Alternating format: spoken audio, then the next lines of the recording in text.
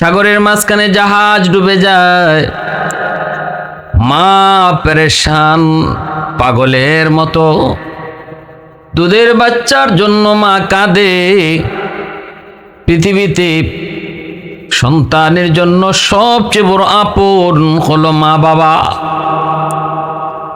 ওই মা আল্লাহর কাছে কান্দে, কয় মালিক, এত বড় বিপদ থেকে তুমি আমার সন্তানকে বাঁচাও।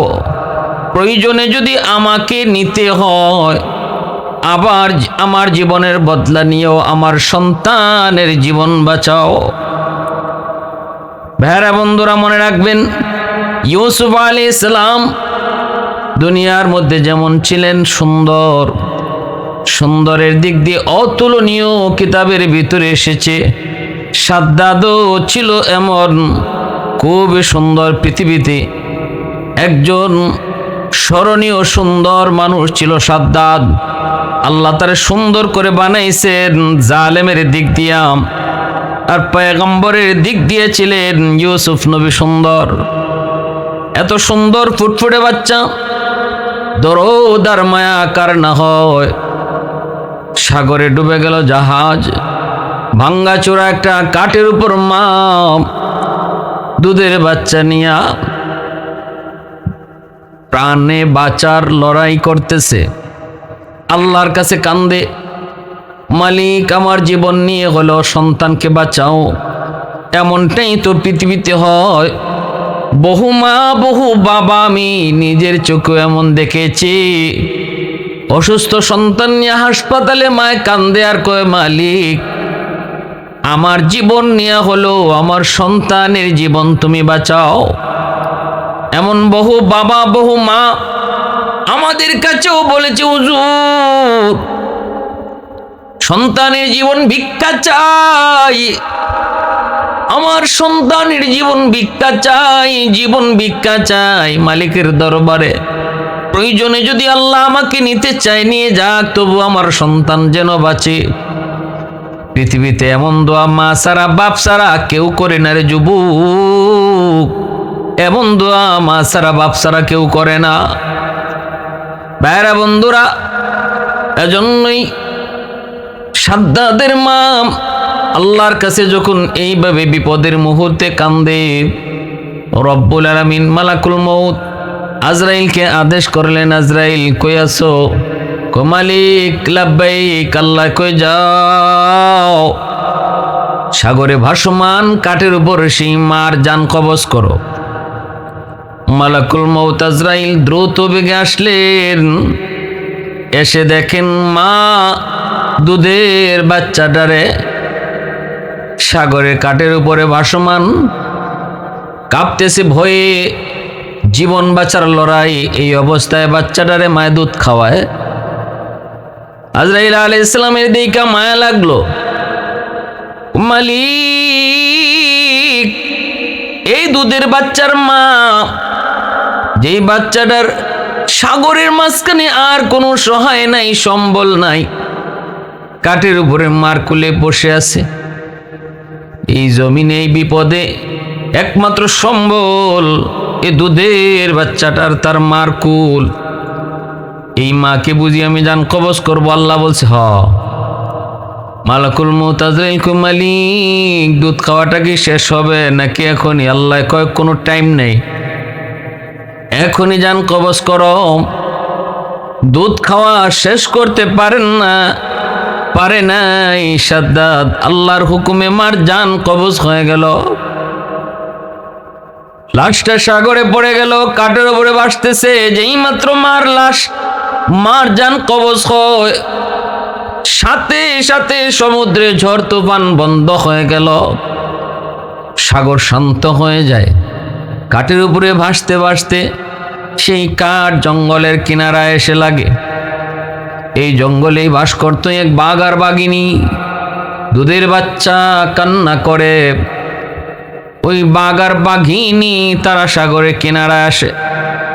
বাঘিনীর কলিজার মধ্যে আল্লাহ পাক দরদ ঢুকায় দেয়, আল্লাহ পাক মায়া ঢুকায় দেয়। বাঘিনী বাচ্চাটারে পারে উঠে, এই বাঘিনী বাচ্চাটারে পালতেছে। জঙ্গল থেকে আনারের রস, বিভিন্ন ফলের রস। কোন কোন রাওয়ায়াতে এসেছে ওই বাঘিনী তার নিজের দুধ খাওয়াইছে। আল্লাহ তার কুদরতে বাঁচাইছেন। শুধু বাঁচাইছেন তা নয়, আল্লাহ পাক সাদ্দাতকে তার কুদরতে জঙ্গলের বাঘিনীর দুধ খাওয়ায়া, জঙ্গলের এরকম ফলমূলের রস খাওয়ায়া আল্লাহ পাক তারে বাঁচাইছেন। কি পরিমাণ আল্লাহ পাকের নিয়ামত! কয়েকদিনের ভিতরেই এই পাশ দিয়ে একজন জেলে যায়। জেলের নজরে পড়লো এই শিশু বাচ্চাটা দেখে তো জেলের বড় মায়া লাগলো। জেলে বাচ্চাটারে কোলে উঠায় নিল। ঘটনা কি? কোন মার সন্তান, কোন মার বুক খালি করে এখানে আসলো রে? আর এত সুন্দর জঙ্গলে, এখানে তো একটা বাঘ আর বাঘিনী থাকে, বাচ্চাটারে কখন জানি আবার খেয়ে ফেলে। এই মনে করে বাচ্চাটার প্রতি দরদ আর মায়া জাগলো। জেলে তার কোলে উঠাইয়া তার গোত্রে নিয়ে আসলো। গোত্রের প্রধান তার কাছে এনে বাচ্চাটাকে সুপুর্দ করলো। যা বলতেছে, ঝাপনা, সাগরের পারে আমি এই বাচ্চাটাকে পেয়েছি। বাচ্চাটার চেহারা দেখলে কার না মায়া লাগবে? মায়া লাগারই তো কথা, মায়া তো লাগবে। গোত্র প্রধান কয়, একটু তালাশ করে দেখো কোন মা পাগলের মতো জানি খুঁজতেছে। লোকটায় কয়, জাহাপনা, কেউ নাই। মনে হয় সাগরের ভিতরে কোনো জাহাজ ডুবে সব মারা গিয়েছে। এই বাচ্চাটার মা বাবাও হয়তো জাহাজেই ছিল। আল্লাহ তার কুদরতে তারে বাঁচাইছেন। অতএব না তালাশের প্রয়োজন নাই। বলেন এই বাচ্চাটার এখন কি করা? গোত্র প্রদান কয়, তাহলে মনে হয় আল্লাহ আমার জন্য রহমত বানিয়ে পাঠাইছে রে, কারণ আমার তো কোনো সন্তান নাই। এই বাচ্চাটার আমি সন্তান হিসাবে পালব। গোত্র প্রধান সাদ্দাতকে বড় মায়া করলো, নিজের সন্তান হিসাবে পালতেছে। গোত্রের সবগুলি মানুষ সবাই সাদ্দাতকে বড় মায়া করে, আদর করে। অল্প দিনের ভিতরে অনেকের নজরে পড়লো এই বাচ্চা 10টা বাচ্চার মতো নয়, তার মধ্যে আলাদা কিছু গুণ, আলাদা কিছু বৈশিষ্ট্য। সে অনেক সাহসী, সে অনেক দুর্দান্ত, সে খুব সুন্দর কথা, সুন্দর হাসি, সব কিছু মিলে জ্ঞানে বুদ্ধিতে সবার নজর কেড়ে নিল। অল্প দিনের ভিতরেই সবার মুখে মুখে সাদ্দাদের সুনাম, সাদ্দাদের প্রশংসা। ছোট বাচ্চা, ছোট সাদ্দাত, ছোট থেকে আস্তে আস্তে বড় হয়, বন্ধুদের সাথে খেলায় মগ্ন। হঠাৎ করে দেখতে পেল বিশাল এক বাহিনী, সৈন্য বাহিনী ঘোড়ার পিঠে সাওয়ার হয়ে জঙ্গলের ভিতরে ঢুকতেছে। এত বড় বিশাল বাহিনী দেখা সাথী সঙ্গী বন্ধুরা সবাই অবাক, সবাই ভয়ে সবাই অস্থির। কিন্তু বালক সাদ্দাত সে ভয় পায় নাই। এত বড় বিশাল বাহিনী দেখার পরও সাদ্দাত সে তার না যায় নিজের জায়গায় দাঁড়িয়ে রইল। সাথী সঙ্গী বন্ধুরা ভয়ে তারা পালায় চলে গেল, কিন্তু বালক সাদ্দাত সে লড়ে নাই, ভয় পায় নাই, কারণ তার দিলের ভিতরে ভয় কি জিনিস এটা নাই। হঠাৎ করে দেখা যায় একজন সৈন্য আওয়াজ দেয়া কয়, পায়ে গেছি, যেটার জন্য আমরা পায়ে গেছি। কয় কি? কয় এই যে দেখো একটা কৌটা, মনে হয় এই কৌটার ভিতরে ওই সুরমা, যেই সুরমাটা স্বপ্নে দেখেছি, এই সুরমা যদি আমাদের এই মন্ত্রীর চোখে লাগানো হয় তাহলে এই মন্ত্রীর চোখ ভালো হবে। এটা একটা গুপ্ত একটা সম্পদ।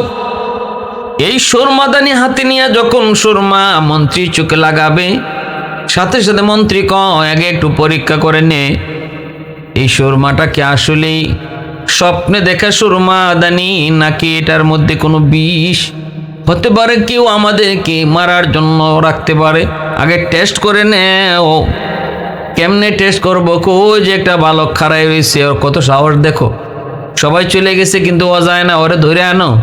আইনে ওর চোখে সুরমা লাগাও, যদি এটার মধ্যে বিষ থাকে তাহলে ওর চোখ জলে গলে সব শেষ হয়ে যাক, আমাদের আপত্তি নেই।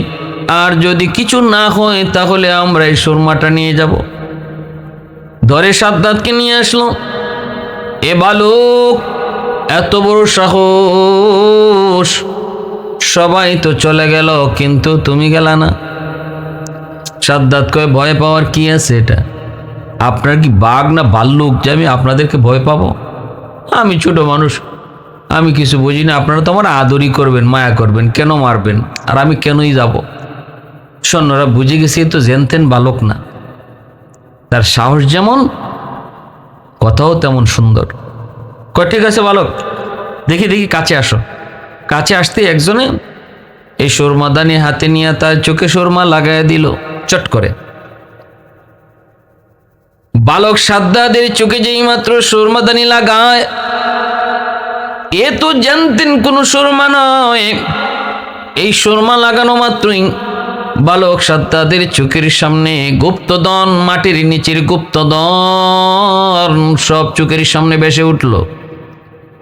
এটা এমন এক পাওয়ারফুল সুরমা, এই সুরমাদানি যে চোখে লাগায় সে অদেখা জিনিস সে দেখতে পায়। মানুষ যা দেখে না তাও তার নজরে পড়ে, চোখের মাটির নিচের জিনিসও দেখতে পায়। সাদ্দাত ছোট্ট বালক বুঝে গেল এ তো আমি পেয়ে গেছি। কিন্তু কেমন বুদ্ধি ছিল বালক সাদ্দাদের! যদি এই মুহূর্তে কয় হায় হায় আমি মাটির নিচের স্বর্ণ দেখি, মাটির নিচের রূপা দেখি, মাটির নিচের খনিজ সম্পদ দেখি, তাহলে তো ওরা এই সুরমাদানি আমাকে দিবে না, ওরা তো নিয়ে যাবে। তাহলে এরা তো মনে হয় আমার চোখে লাগায় টেস্ট করেছে, যদি কোনো ক্ষতিকর কিছু হয় তাহলে আমার চোখ যেন নষ্ট হয়, তাদের যেন কিছু না হয়। কিন্তু মূলত এটাই তো সেই সুরমাদানি যেটা খোঁজার জন্য তারা জঙ্গলে এসেছে। আমি এই কথা বলবো না, যদি বলি তাহলে এটা আমার হাতে আর থাকবে না। যেই মাত্র চোখে লাগায় সাদ্দাত ছোট বালক আওয়াজ দিয়া তখন বলতেছে, হায় হায় তোমরা আমার চোখে কি লাগাইছো? হায় হায় আমার চোখ যাইতেছে, হায় হায় আমার চোখ গলে গেল, হায় আমি বুঝি অন্ধ হয়ে গেলাম, আমি বাঁচি না, এত যন্ত্রণা, এত ব্যথা। হাউমাউ করে কান্নাকাটি শুরু করে দিল বালক সাদ্দাত। সাথে সাথে সৈন্যগুলি কয়, তাড়াতাড়ি বাঘ! হায় হায় আমরা এই পোলার চোখ নষ্ট করে ফেলাইছি, তাড়াতাড়ি বাঘ! এটা ওই সুরমাদানি না। সাথে সাথে সবগুলি সৈন্য তারা পালায় চলে গেল। এই দিকে যাওয়ার পর বালক সাদ্দাত ওই সুরমাদানি নিয়া বাবার কাছে আইসা কয়, বাবা যান, পেয়ে গেছি, পেয়ে গেছি। কয় কি? কয় সুরমাদানি। কয় বাবা ওই হলো ঘটনা, ওরা চাইছিল কি আর হয়েছে কি? বাবা এই সুরমা চোখে লাগাইলে পরে আমি সব দেখতে পাই। এবার গোত্রপ্রধান অবাক, সেও তো খুশি, সবাই খুশি। গোত্রপ্রধান বাবা ছেলেকে নিয়ে বলতেছে, বাবা তাহলে চলো, তোমার চোখে সুরমা লাগায় লাগায় আমরা হাঁটমু, তুমি শুধু কোথায় কি আছে কইবা, আর বাকিটা আমরা উদ্ধার করমু। অল্প দিনের ভিতরেই এই সাদ্দাদের এই সুরমার উসিলায় অল্প দিনের ভিতরেই গোত্রের মানুষগুলা তারা সবাই ধনী হয়ে গেল, সম্পদের অভাব নাই, সবার ঘরে ঘরে স্বর্ণ রূপা অলংকার। অল্প দিনের ভিতরে প্রাচুর্য দেখা দিল। কিছুদিন পর ওই গোত্র প্রধান সে মারা যায়। কে হবে তাদের সর্দার? তখন এক বাক্যে সবাই, বালক সাদ্দাদার তখন বালক নাই, সে তখন যুবক হয়ে গেছে। গোত্রের সবগুলি মানুষ এক বাক্যে সাদ্দাতকেই তারা আবার সর্দার বানিয়ে দিল। এই দিকে দেখা গেল তাদের ভরপুর সম্পদ, কোনো অভাব নাই, সবার মনে আনন্দ। সাদ্দাত ক্ষমতা পাওয়ার পর সে তার এই গোত্রকে আরো সুন্দর করে সাজাইল, দুর্ধর্ষ একটা বাহিনী তৈরি করলো, সৈন্য বাহিনী। অস্ত্রের কোনো অভাব নাই, সর্বলাইনে হার লাইনে শক্তিশালী একটা মজবুত সেনাবাহিনী গঠন করলো। এই বাহিনী গঠন করে সাদ্দাত বাদশার সাথে যুদ্ধ ঘোষণা করলো। এই বাদশার বাহিনী পরাজিত হলো, সাদ্দাদের বাহিনী জয়ী হলো। ফলে সুরমা চোখে নিয়ে আসে, অদেখা সম্পদ নিয়ে আসে। জনগণ দিন দিন উন্নত হতে লাগলো, মন্ত্রী পরিষদ উন্নত হতে লাগলো, অভাব বলতে কিছু থাকলো না। যা চাইতেছে সাদ্দাত তাই বানাইতেছে, যা করতে মন চায় তাই করতেছে। স্বর্ণের অভাব নাই, রূপার অভাব নাই, হীরামণি মুক্তার কোনো অভাব নাই, দাস দাসের অভাব নাই, সর্বলাইনে শুধু সে যা চায় তাই হয়। এইভাবে দিন যায় রাত যায়, এক পর্যায়ে সাদ্দাত এতটাই অহংকারী হয়, মন্ত্রীদেরকে একদিন ডাইক দিয়া বলতেছে, এ মিয়া শোনো, আমি যা চাইতেছি তাই তো হইতেছে, আমি যা করতেছি তাই তো পারতেছি, এবার একটু কও তো দেখি আমি কি শুধু বাদশা নাকি আমি খোদাও?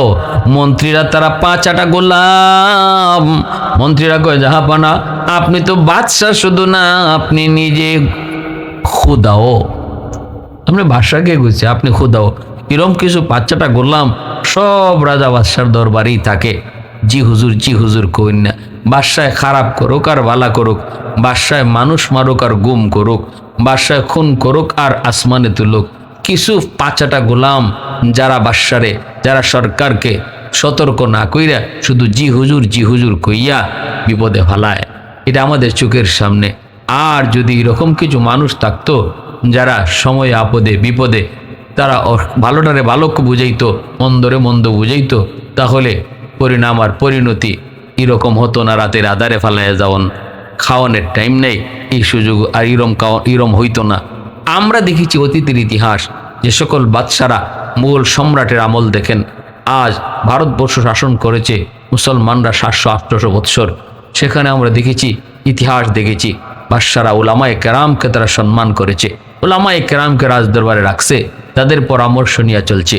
উলামায়ে কেরাম তারা সত্যকে সত্য বলছে, মিথ্যাকে মিথ্যা বলছে।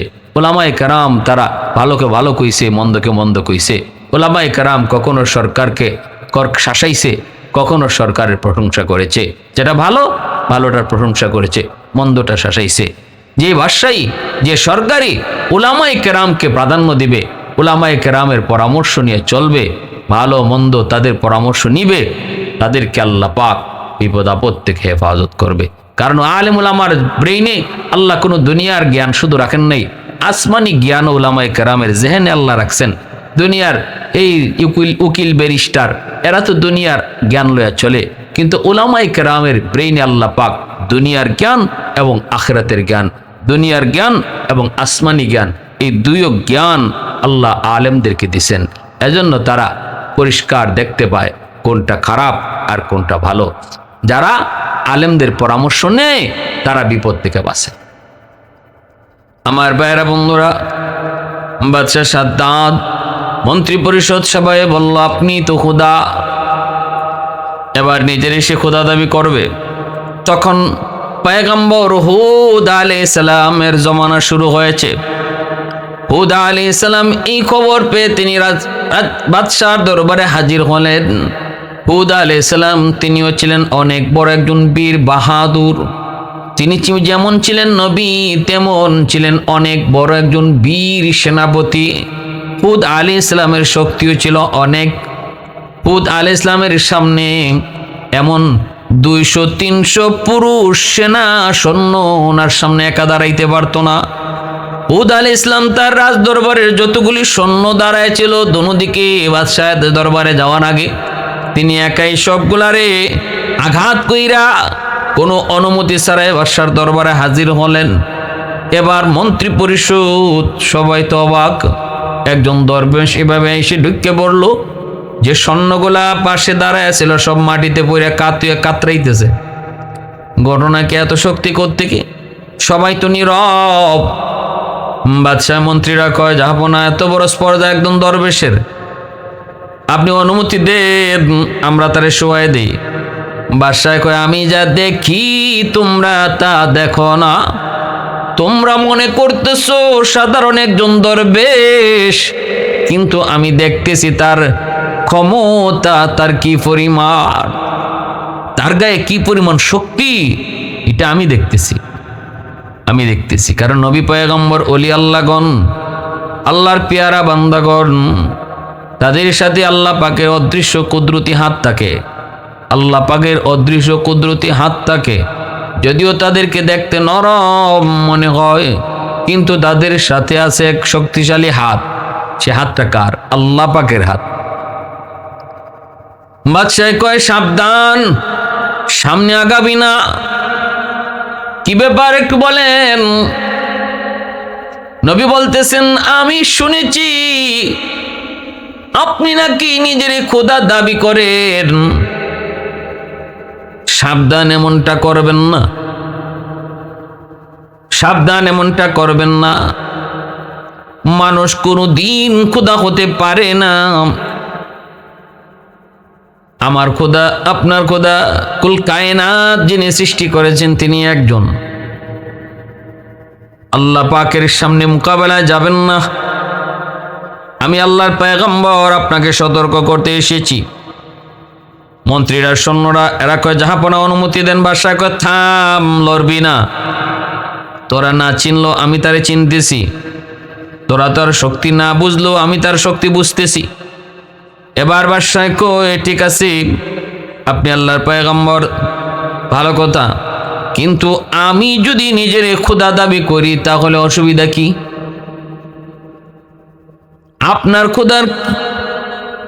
আপনার খোদারে যদি আমি মানি, আমি যদি নিজে খোদা না হই, যদি আপনার খোদারে মানি তাহলে কি হইব, আর না মানলে কি হইব একটু বোঝা এখন। আল্লাহর পয়গম্বর হুদ আলাইহিস সালাম বলে, যদি তুমি আল্লাহকে আল্লাহ না মানো তাহলে জাহান্নামী, আর যদি তুমি আল্লাহকে আল্লাহ মানো তাহলে আল্লাহ তোমার জান্নাত দিব। তখনই সাদ্দাত কই, আল্লাহ আমারে আল্লাহ মানলে জান্নাত দিব, ওই জান্নাতটা কি জাত একটু কন। হুদ আলাইহিস সালাম কয়, জান্নাতের ভিতরে আল্লাহ পাক আপনাকে হুর গিলমান সহ চোখে দেখা যায় যদ্দূর পর্যন্ত মহল আপনাকে আল্লাহ দিব, রাজত্ব দিব। জান্নাত ছোটখাটো একটা ঘরের নাম নয় গো, চোখে দেখা পরিমাণ জায়গা লইয়া জান্নাত। সেই জান্নাতটাকে আল্লাহ সাজাইছে মনের মতো করে, স্মরণের ইট বাড়ি, হীরা মণি মুক্তা দিয়া, আর মেশকে আম্বরের দিয়ে আল্লাহ পাক জান্নাতটারে বানাইছে। বিভিন্ন জান্নাতের ভিতরে এরকম লেখ দিয়েছে, দুধের নহর, পানির নহর, মধুর নহর, এরকম নহর দিয়া দিয়ে আল্লাহ সাজাইছে। বিভিন্ন রকমের ফল ফ্রুটের বাগান রাখছে। এই জান্নাতের ভিতরে হুর গিলমান আল্লাহ রাখছে। ইয়াতুফুনা আলাইহিম বিলদান মুখাল্লাদুন বিআকওয়াবিন ওয়া আবারিকা ওয়া কাসিম মিন মাঈন লা ইউসাদ্দাউনা আনহা ওয়া লা ইউনজিফুন ওয়া ফাকিহাতুম ওয়া ফাকিহা। আল্লাহ পাক সূরা ওয়াকিয়া এবং সূরা রহমানের মধ্যে আল্লাহ পাক জান্নাতের বিবরণ পুরাপুরি দিয়েছেন। যেই জান্নাতের ভিতরে আল্লাহ পাক ফলমূলের বাগান যেমন দিয়েছে, এরকম লেক আল্লাহ পাক রাখছে। বিভিন্ন পশু পাখি সব কিছুর সমাহার আল্লাহ পাক জান্নাতের ভিতরে রাখছে। এই কথাগুলা যখন আল্লাহর পয়গম্বর হুদ সাদ্দাদের সামনে জান্নাতের বিবরণ তুলে ধরেছেন, তখনই সাদ্দাত কয়, তাহলে আমি যদি এরকম জান্নাত বানাইতে পারি তাহলে তোমার আল্লাহর বানানো জান্নাতে আমার কেন যেতে হবে? আমি আমার নিজের বানানো এমন জান্নাতে যাব? আল্লাহর কাছ থেকে জান্নাত এনে জান্নাতে যাওয়া লাগবে না। আমি কি কম পারি? দুনিয়া আমার কি নাই? কোথায় কি স্বর্ণ চাও, কদ্দুর চাও তুমি বলো, কদ্দুর রূপা চাও বলো, আমি জান্নাত বানায়া দেই, তোমরা এই জান্নাতে থাকো। এত বড় বেয়াদবি আল্লাহর পয়গম্বর হুদ আলাইহিস সালামের সাথে করলো। হুদ আলাইহিস সালাম তারা সতর্ক করে চলে আসলেন। এরপর সাদ্দাত হুকুম জারি করলো, রাজ্য জুড়ে কোথায় স্বর্ণ আছে, কোথায় রূপা আছে, সব একত্রিত করো। সৈন্যরা ঘরে ঘরে তল্লাশি শুরু করলো, আর হুকুম জারি করলো একটা জায়গা বের করো। তুরস্ক, আর্মেনিয়া সহ একটা জায়গা, ৭,০০০ দৈর্ঘ্য আর ৬,০০০ প্রশস্ত একটা জায়গা বের করে ওই জায়গাটাতে জান্নাত বানাইবার, সাদ্দাদের বেহেশত বানাইবার জন্য তারা জায়গা ঠিক করলো। কোথায়? তুরস্কে। ভাইয়েরা, বন্ধুরা, আর সে বলল আমি ২০০-৩০০ বছর লাগাইয়া আমি জান্নাত বানাবো। আর ২০০-৩০০ বছর ওই সময়ের জন্য কোনো বয়সই না। ভালো করে জানা রাখতে হবে, এটা নূহ আলাইহিস সালামের আগের জমানার ঘটনা। নূহ আলাইহিস সালামের আগের জমানার মানুষগুলা তারা গড় হায়াত আছিল 150 বছর, 1500 বছর, 2000 বছর, এটা গড় হায়াত। 1500 2000 বয়স পাইতে একজনে, এই হিসাবে 200 বছর 250 বছর এই খেলাধুলা করতে যাইতো গা। ওই যে আমরা হাঁটা শিখতে শিখতেই 200 বছর চলে যেত। তো এই হিসাবে বাদশা সাদ্দাত দেখো 200-300 বছর লাগাইয়া আমি এরকম জান্নাত বানাবো, সারা দুনিয়া থেকে এরকম স্বর্ণ রূপা হীরা মণি মুক্তা একত্রিত কইরা দিনের পর দিন বছরের পর বৎসর লাগাইয়া তার মনোমুক্ত করছি জান্নাত, সেই বেহেশত সাদ্দাত বানাইল। হাজারো হাজারো শ্রমিক, যেখানে যেদিকে দেশের পৃথিবীর যেখানে যে শ্রমিক পাওয়া গেছে, শ্রমিক অন্য কাজে লাগাই দিছে তার বাহিনী। সাদ্দাত তার শখের জান্নাত, শখের বেহেশত তৈরি করলো। শখের বেহেশত তৈরি করে এবার সাদ্দাত সে কাজ সবকিছু সমাপ্ত হওয়ার পর তার বাহিনী সেনাপতি যায় বলল, জাহাপনা আপনার শখের জান্নাত, আপনার শখের বেহেশতের কাজ সমাপ্ত হয়েছে।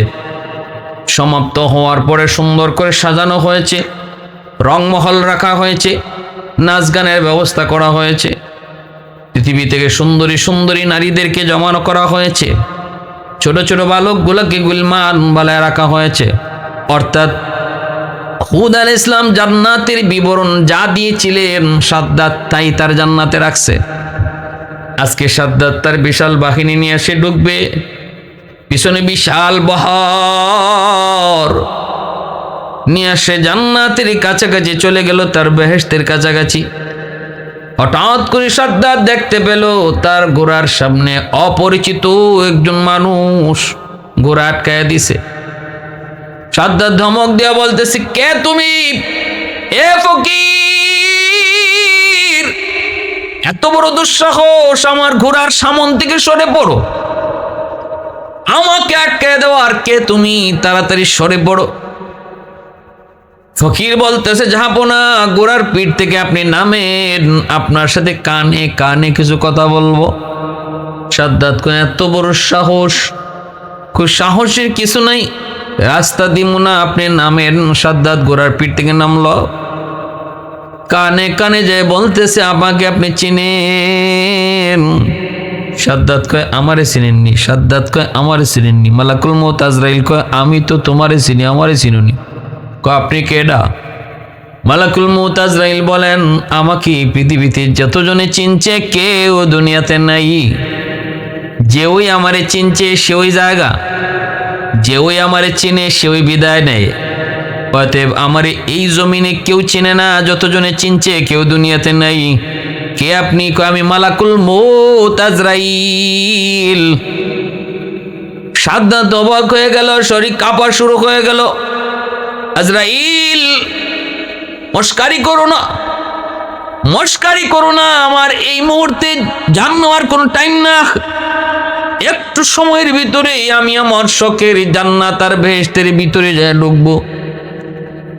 মালাকুল মউত আজরাইল কয়, আমি আজরাইলের কাছে সময় নাই। আল্লাহ পাক যখন যে টাইমে যখন যারে আদেশ করে ওখানেই তার জান কবজ করে নিতে হয়। রেডি হয়ে যাও। সাদ্দাত কয়, দেখো এমনটা করো না, বিশাল বাহিনী কিন্তু আমার পেছনে আছে। মালাকুল মউত আজরাইল তিনি বলেন, জাননি পৃথিবীতে আল্লাহ যত মাখলুক বানাইছে আমারে বানাইছে সবচেয়ে গুসা আর রাগ দিয়া। আমি আজরাইলকে আল্লাহ সবচেয়ে বেশি গুসা আর রাগ দিয়ে আল্লাহ বানাইছে।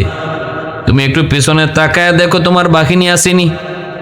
সাদ্দাত পিছনে তাকায় দেখে একজনও নাই, সব ভাগছে, কেউ পিছনে নাই। কয়, ভাই আজরাইল একটু সুযোগ দাও, একটু সুযোগ, আমি শুধু ভিতরে ঢুকবো আর ঢুকি বের হয়ে আসবো।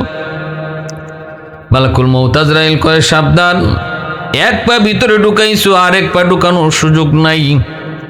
আল্লাহর নির্দেশ এখনই তোমার জান কবজ করা। মুহূর্তের ভিতরে জান কবজটা করে মালাকুল মউত আজরাইল নিয়ে গেলেন। আল্লাহ জিজ্ঞাসিল, আজরাইল কারো জান কবজ করতে কখনো কি মায়া লাগছে? কই, মালিক দুইজনের জান কবজ করতে মায়া লাগছে। আমি আজরাইলের মায়া লাগে না, তবুও মায়া লাগছে। দুইজনের একজন হলো ওই মার জানটা কবজ করেছি যখন সাগরের মাঝখানে ছোট্ট বাচ্চারে মায়া দুধ খাওয়ায়, সেই কাঠের উপরে বাসতে বাসতে বাচ্চাটার কথা মনে করে তখন আমার মায়া লাগছিল এই বাচ্চাটার কি হবে। আর আজকে তোমার পাপিষ্ট, তোমার বড় পাপিষ্ট, তোমার বড় নাফরমান সাদ্দাদের জান কবজ করতে যায়, একটু মায়া লাগছে। আল্লাহ কয় কেন? এতদিনের শখের জান্নাত একটু দেখবো, বেচারা এক পা ঢুকাইছে, তুমি দেখতে সুযোগ দিলা না, এজন্য মায়া লাগছে। আল্লাহ কয় আজরাইল ওই দিনের শিশু, যে শিশুর মায়া লাগছে, শিশুর কারণে তোমার মায়া লাগছিল মহিলা জান কবজ করতে, ওই শিশুই হলো আজকের এই সাদ্দাত।